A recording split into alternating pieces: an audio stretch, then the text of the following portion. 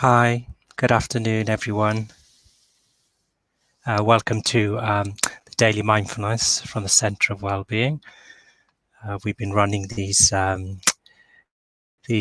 daily mindfulness sessions now all week. So this is the fourth day today. So those of you who have come before, that's great. And anyone who's new, who hasn't practiced mindfulness before, please don't worry. I'll be doing a guided meditation.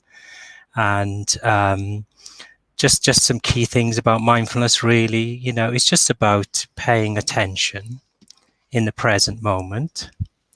And it's something we're doing all the time, a lot of the time anyway, really. It's not anything special, but in a way we often get lost in our thoughts, in our thinking, and stressful events that may be happening during the day.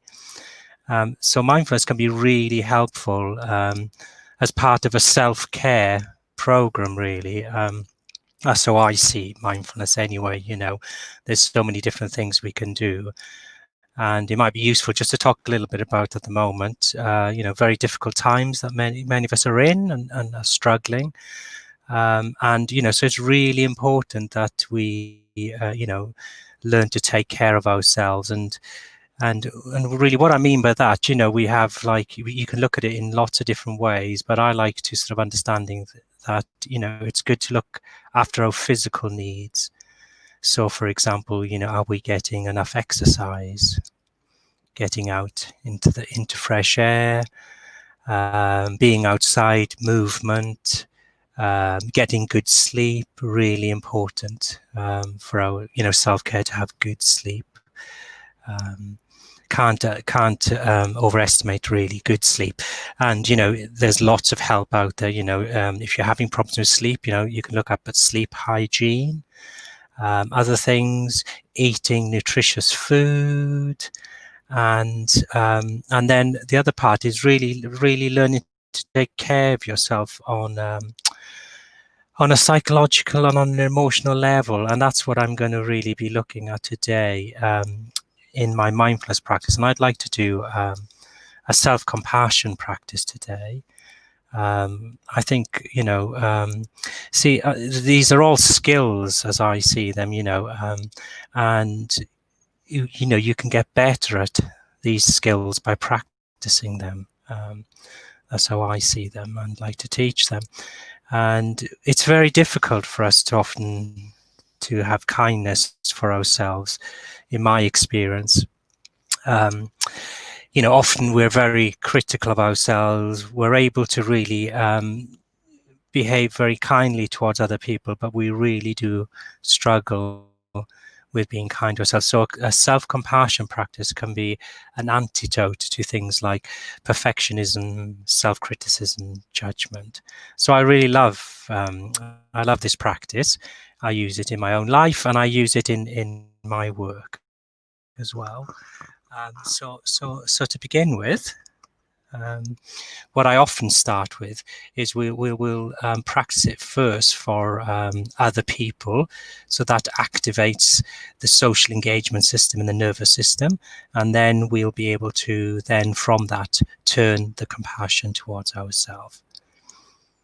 So it can be really helpful when you're starting to practice mindfulness, or when you're practicing mindfulness. Just find a position that feels comfortable for you. Sitting down, you can lie down if you like, that's okay as well, walking, standing, and just start to take your attention into your body, just letting the thoughts come and go in the background,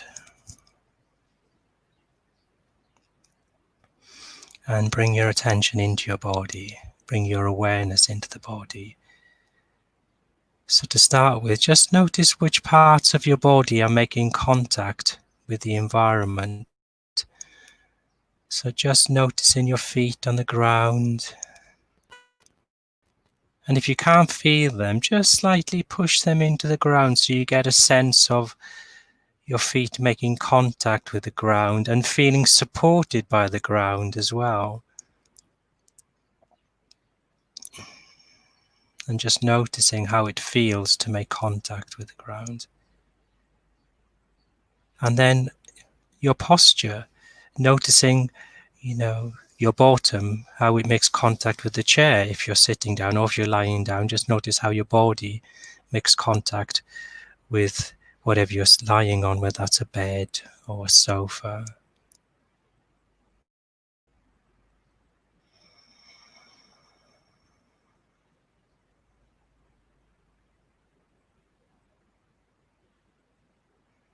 And then just now take your attention into the rest of your body, just noticing all the different sensations that are coming into your awareness as you start to notice. And I'm doing the practice at the same time, because I can't teach this without doing it myself.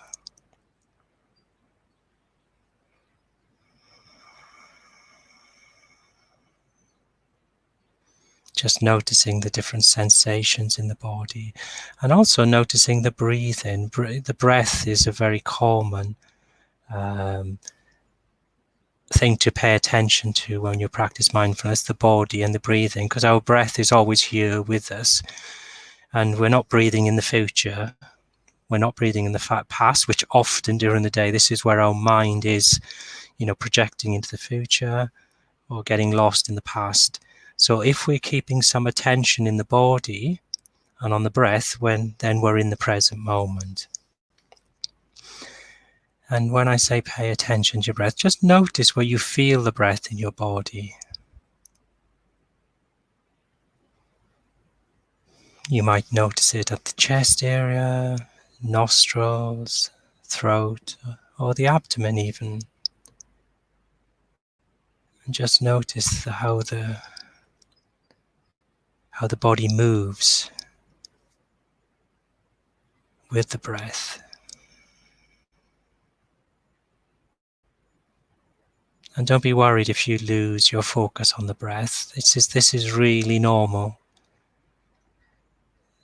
Just as soon as you've noticed that you're no longer paying attention to the body and the breath, that is a moment of mindfulness. So that's really good when you recognize that you've lost your attention on the breath, just knowing that. And without any kind of judgment, just gently and kindly bring it back to the breath. Just noticing the breath going in and going out.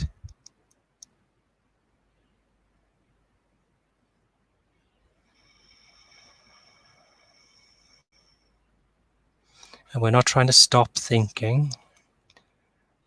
Lots of people think mindfulness is about that.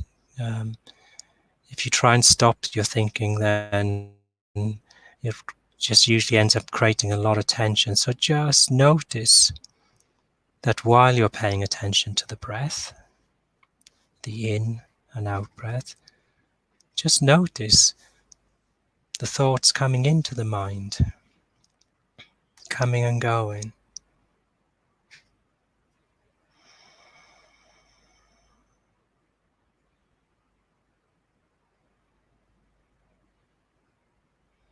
You might even use sounds.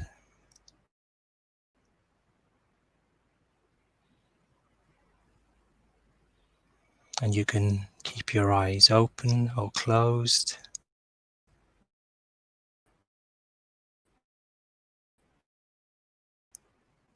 Experiment ways. I like to keep my eyes open myself because it keeps me more awake, more aware. But if you're using it more for relaxation, then closing your eyes can be helpful. But usually when I practice myself, I like to keep my eyes open because it helps me to stay awake and alert.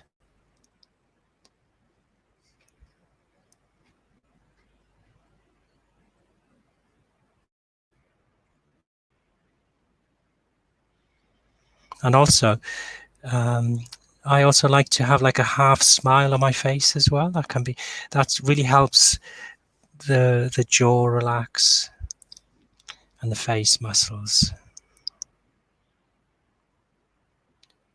And actually, it can elevate your mood as well. So I'm just suggesting things, and the thing is with all these practices, I know my colleagues Kate and Richard have been doing different ones. Find what works for you. I think it's like a smorgasbord. We can go around and we find things that are helpful to us and are useful to us. And we can experiment with these different things.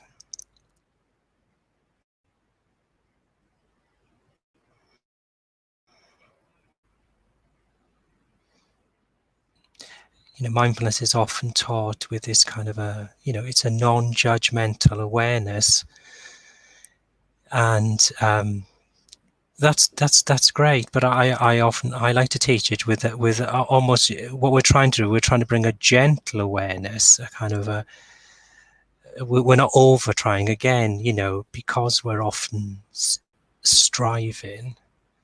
We often can bring that into the mindfulness session. So it's about trying to relax and keep a gentle, soft, being at ease awareness. Okay, so let's move now into the compassion practice. So to practice compassion, what's really helpful for most people is to find a part of your body that when you touch it, it feels soothing. So for most people, putting their hands on their chest area like this, and just feeling it, so it's firm enough so you can feel the one hand on top of the other, and also feel the hand on the heart area, and noticing the sensations, and see if you get a sense of, a sense of relaxation or a sense of soothing. Don't worry if you don't. Remember, these are practices, and evidence shows quite clearly that having an intention is enough. It's more than enough to start.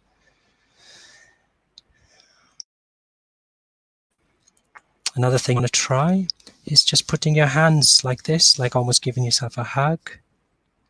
Some people find resting one hand on the heart and one hand on the abdomen, or both hands on the abdomen. Just play with that and see what feels best in this moment.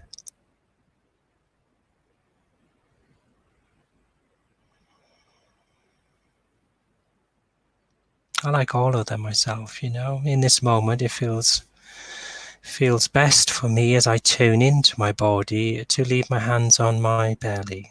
So I've got my both hands resting on my belly. And something else that people often find soothing and calming is I don't know if you can see me. I've got a slight movement, so a nice slow rocking movement backwards and forwards, or from side to side. This often again helps us to feel soothed and comforted.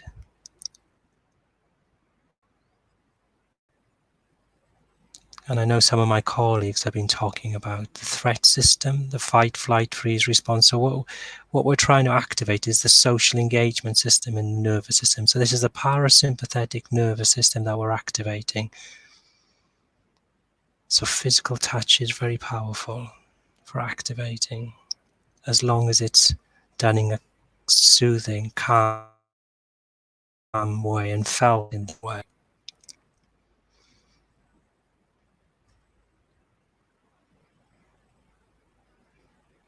And now I'd invite you to bring someone to mind, someone that you have feelings of fondness, care for, love, dare I say that word, love, care, connection.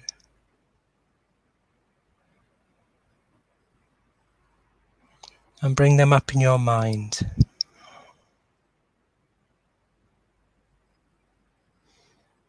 And don't worry if you can't, visualize. Again, visualizing it's very personal, and some people have very clear images of people.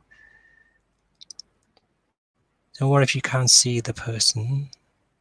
See if you can get a felt sense of them and your connection with them and the relationship you have with them and the care and the communication that you have for them. And you look into the person's eyes.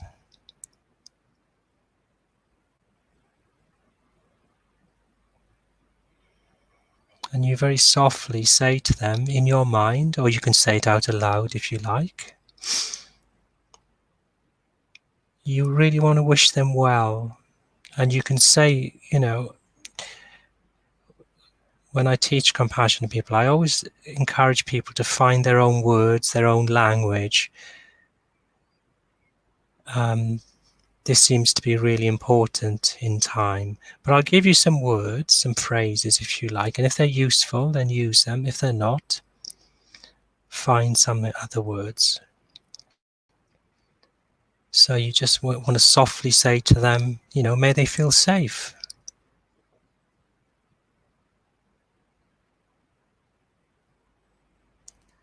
May they be happy.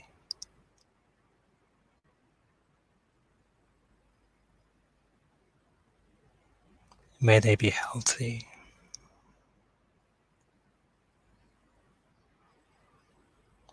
May they live their life with ease.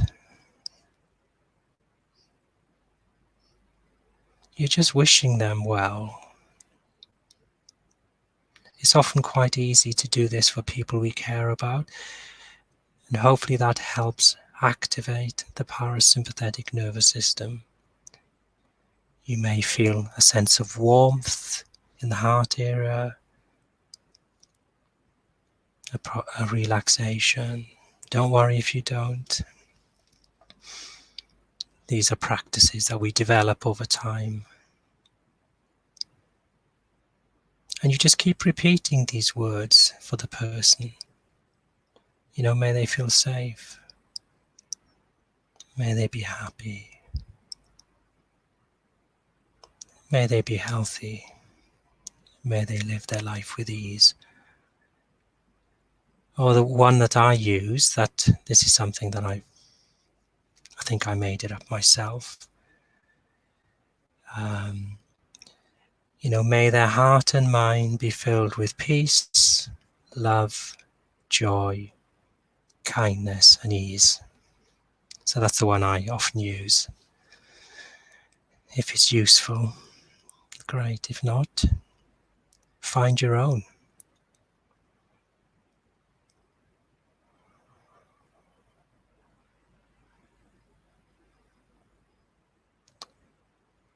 May their hearts and minds be filled with peace, love, joy, kindness, and ease.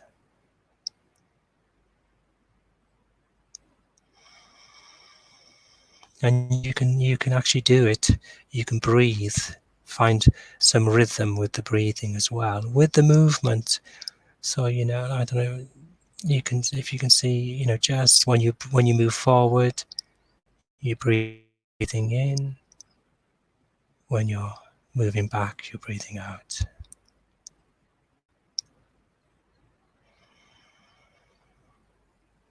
Okay, so now, the next stage is we're going to turn that compassion and kindness towards ourselves. And this is often more challenging for people. But again, don't worry, this is a practice.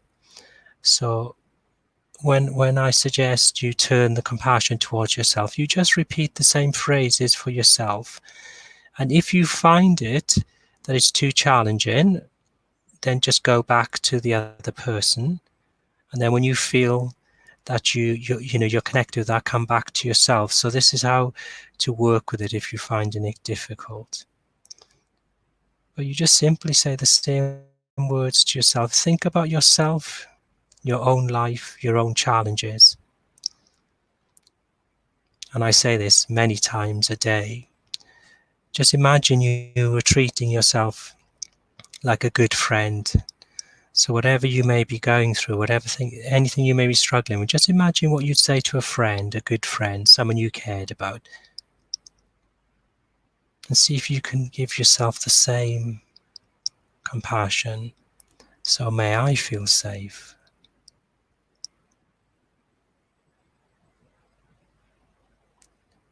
May I be happy.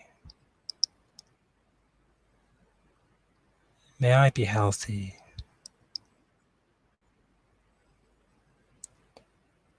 May I live my life with ease. Or if you liked the one I used, may my heart and mind be filled with peace, love, joy, kindness, and ease.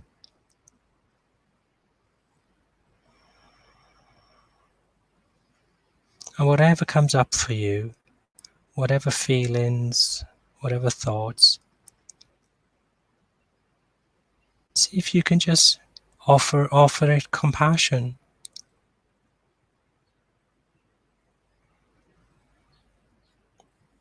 We have very tricky minds and we live very complex lives.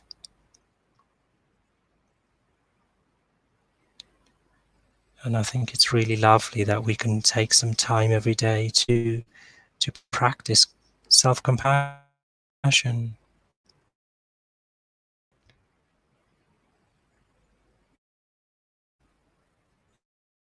May my heart and mind be filled with peace, love, joy, kindness, and ease.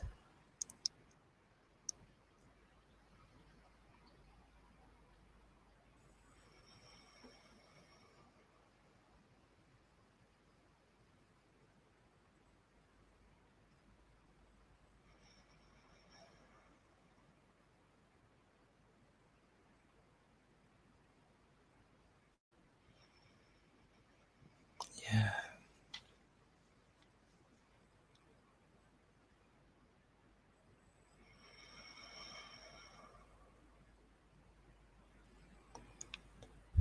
And as the mindfulness compassion practice comes to an end, and we may come back to this next week. We can practice it in different ways for different people.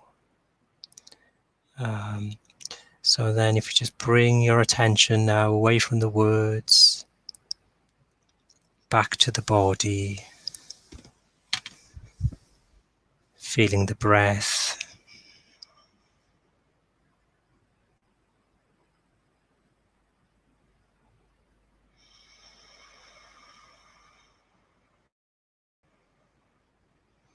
And feeling your feet on the ground, your back against the chair. And those of you who have your eyes closed, you can just slowly open them.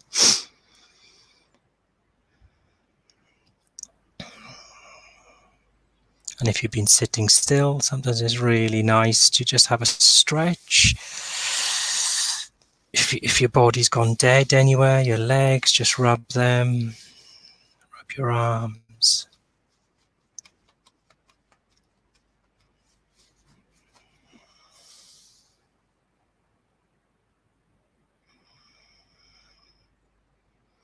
And if any of you would like to learn more about the self-compassion practice, there's a wonderful website called selfcompassion.org, which is from a lady called Kirsten Neff, who's a clinical psychologist who studies the effects of compassion. And there's lots of free resources there, but that's a really good place to start. But really just, just doing the practice like we've done today, research seems to show, it's better to practice it for, 5-10 minutes a day or less, but do it every day. And also, we're doing formal practices here, but you try to take it into your life, during the day when you remember. Offer some compassion to the people around you in your mind or to yourself. or pay attention to your breathing or your body. So that's the end of our session today. Thank you for coming, and I'll see you tomorrow. I think I'm running it tomorrow as well. So we might do another compassion practice, or we may do something different tomorrow. Okay, thank you for coming. Bye-bye.